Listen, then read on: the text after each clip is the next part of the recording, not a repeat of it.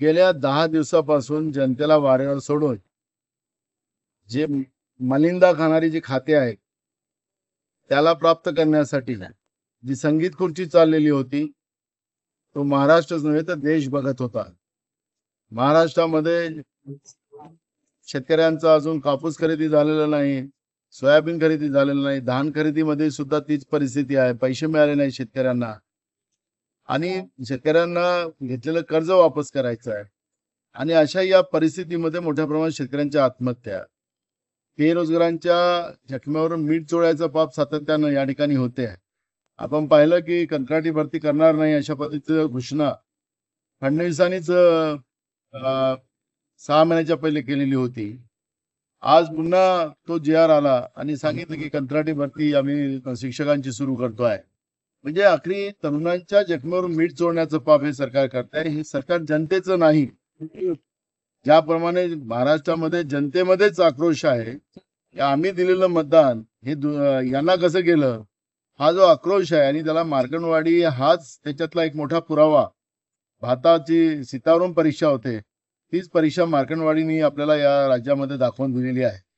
त्यामुळे यांना जनतेची काळजी नाही, यांना मलिंदेचे खाते कसे मिळतील आणि यांच्या सगळ्या थाटबाट कसा कायम राहील याच्यावर हे सरकार काम करताना आपण पाहतोय।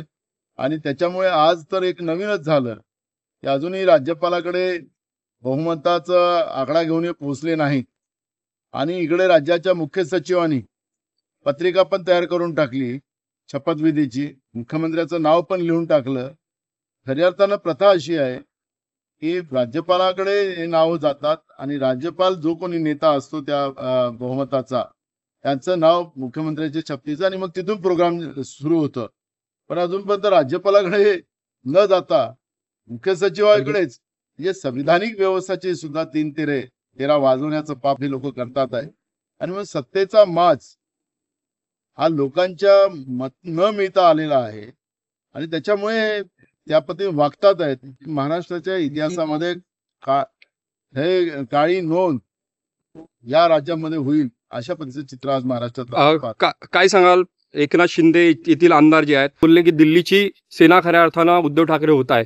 एकीकडे जर बघितलं असेल तर एकनाथ शिंदे सुद्धा दिल्ली वारी करून आले, अमित शहा मोदींना भेटले, मात्र ते मुख्यमंत्री सुद्धा बनू शकले नाही। आपण कसं बघताय या शर्यती? त्यांना शिंदेंना आणि अजित पवार दादांना मी सांगतोय भाजप आता कळेल त्यांना, भविष्य सुरू झालेली आहे त्यांना। यामुळे या एकमेकांमध्ये भांडण्यापेक्षा भाजप ज्या पद्धतीनं लोकशाही व्यवस्था संपवायला निघालेली आहे त्यामुळे सगळ्यांनी एकत्रित आलं पाहिजे आणि मार्कंडवाडीचं उदाहरण हे सगळ्यात महत्वाचं आहे। या सगळ्या गोष्टीकडे लक्ष घातलं पाहिजे, एवढंच आमची मत आहे।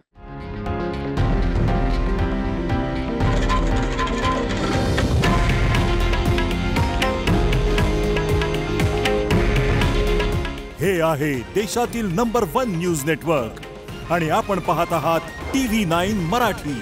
काळजी तुमची, हित महाराष्ट्राचं।